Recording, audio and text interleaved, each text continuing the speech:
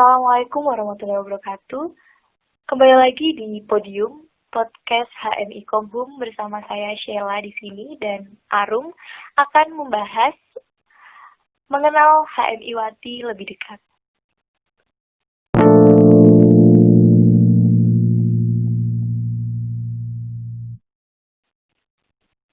Pikiran dan pergerakan perempuan Indonesia.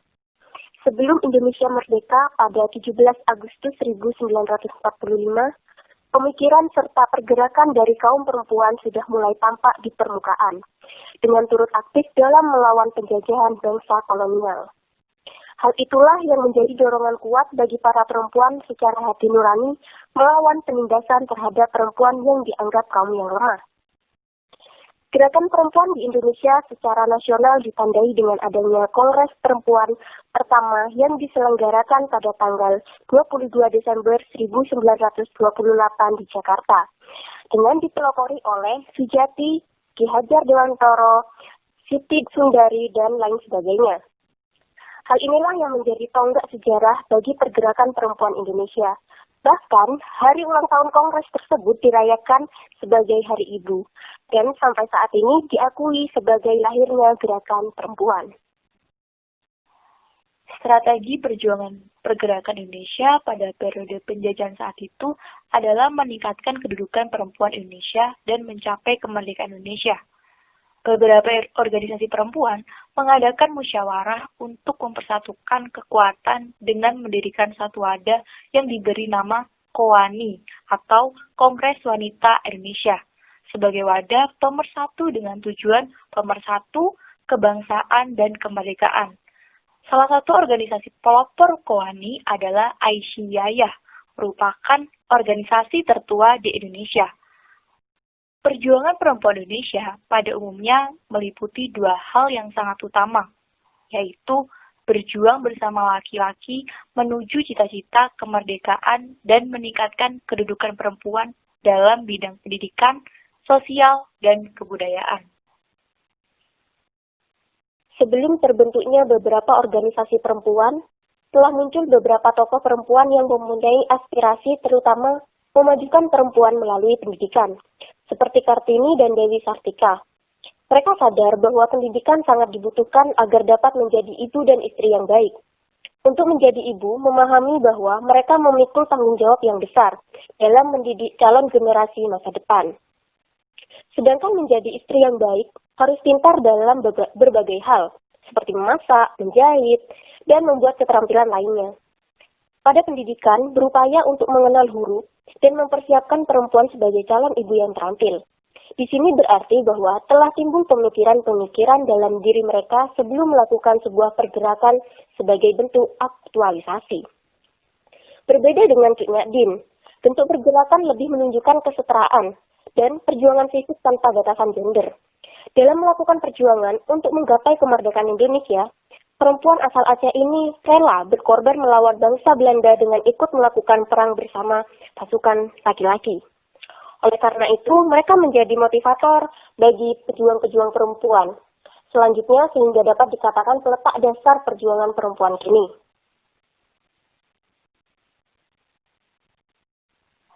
Selanjutnya, dalam mempertahankan serta mengisi kekosongan pasca Indonesia Merdeka, perempuan turut andil ditandai dengan dibentuknya beberapa organisasi perempuan lainnya yang pada umumnya mengutamakan usaha-usaha perjuangan, baik di garis belakang dan depan. Ketika terjadi masa revolusi Indonesia, perempuan berjuang dengan mengadakan dapur umum dan pos palang merah yang bergabung dengan organisasi-organisasi lain.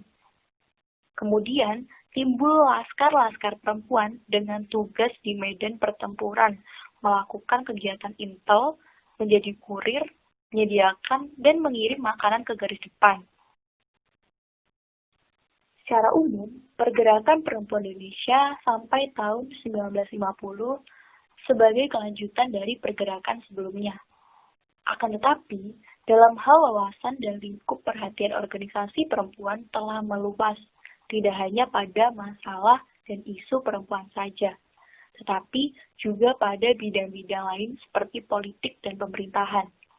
Kemudian, muncul beberapa organisasi-organisasi sejenis yang berafiliasi pada partai politik dan berasaskan agama.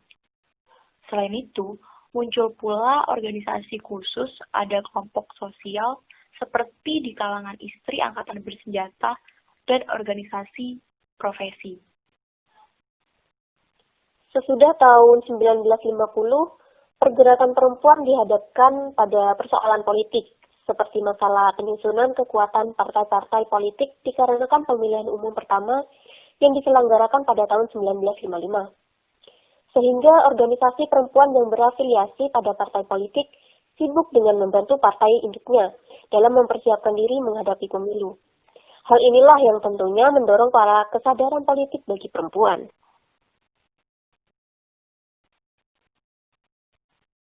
Ketika terjadi peristiwa gerakan 30 September 1965, perempuan juga menunjukkan gerakan dengan turut dalam pengerahan massa dalam Kesatuan Aksi Penggayangan atau KAP atau Gestapo atau biasa disebut dengan PKI. Seperti para perempuan yang tercimpung dalam organisasi HMI. Meskipun bukan wadah utama bagi perempuan, akan tetapi kader HMI Wati tetap konsekuen dalam melakukan pergerakan sesuai dengan arahan organisasi induknya. Bahkan, tercetus gagasan memperluas kesatuan aksi di semua bidang. HMI Wati juga mendorong lahirnya Kesatuan Aksi Wanita Indonesia atau yang biasa kita sebut dengan istilah KAWI.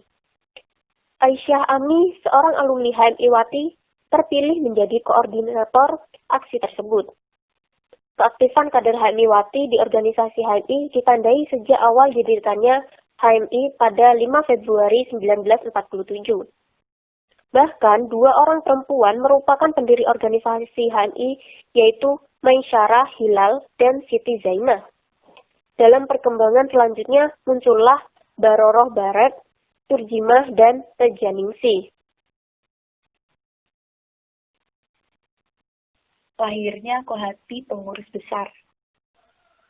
Organisasi merupakan wadah bagi orang-orang untuk berproses agar menjadi lebih baik dari sebelumnya. Pada umumnya, organisasi memiliki beberapa turunan bidang sesuai dengan tugas pokok dan fungsinya masing-masing demi tercapai tujuan organisasi tersebut.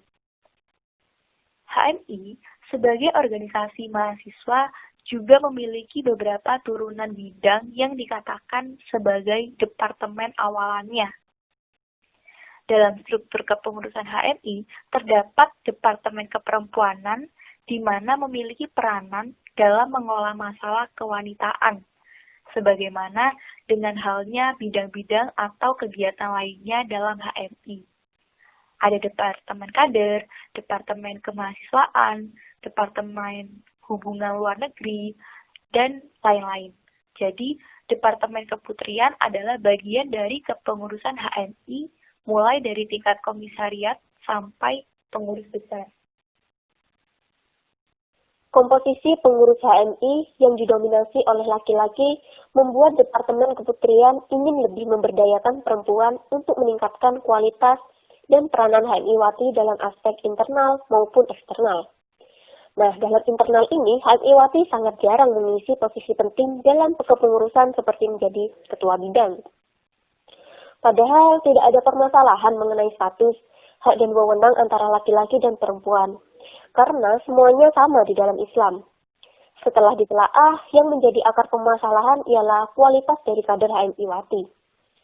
Karena apabila kualitas kader HMI Wati dapat bersaing dengan HMI One, akan bisa mengisi posisi penting di HMI, seperti Bararah Barat dan Juminah.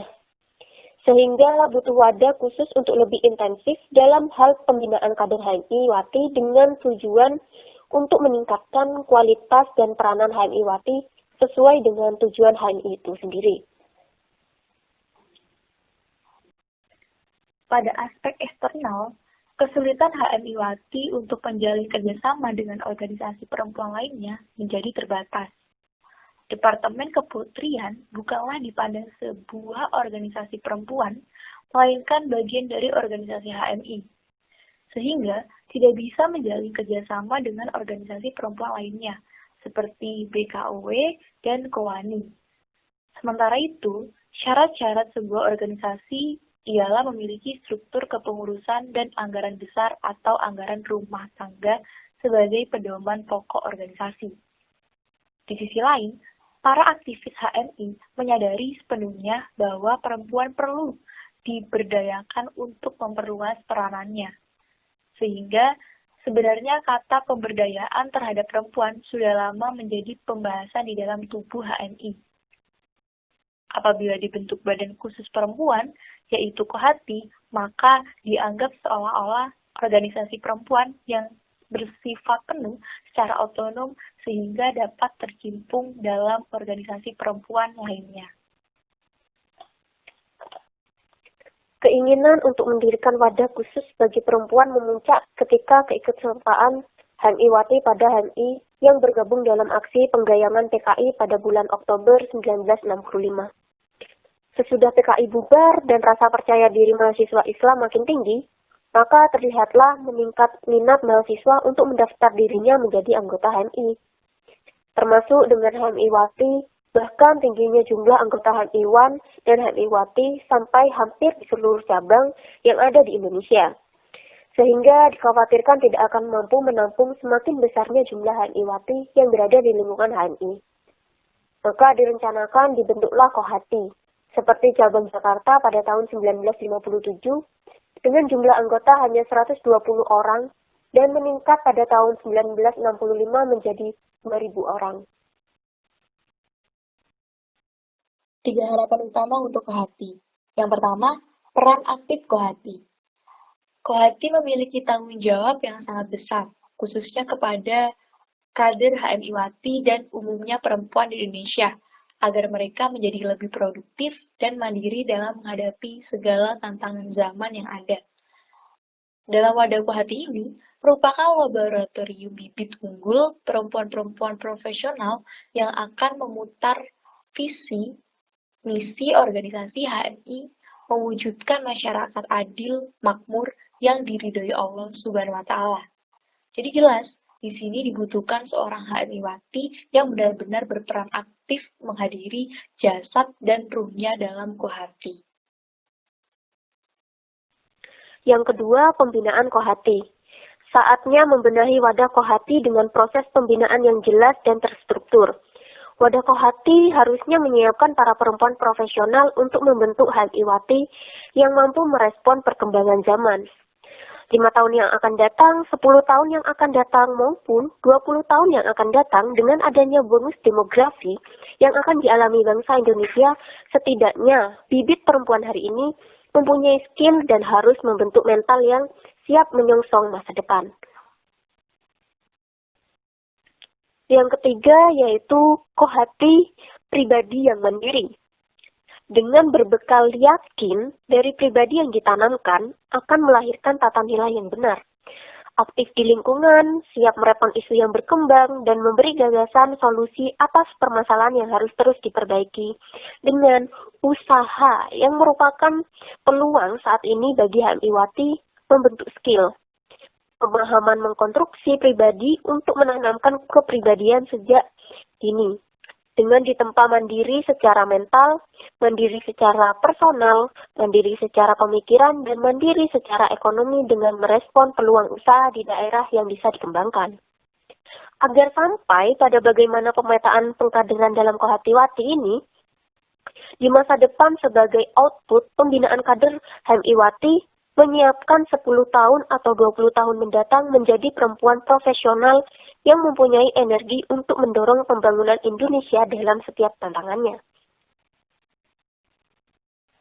Terima kasih telah mendengarkan podium podcast HMI Komhum. Semoga hal ini mendapatkan banyak manfaat serta dampak positif bagi pendengarnya. Terima kasih, sekian. Wassalamualaikum warahmatullahi wabarakatuh.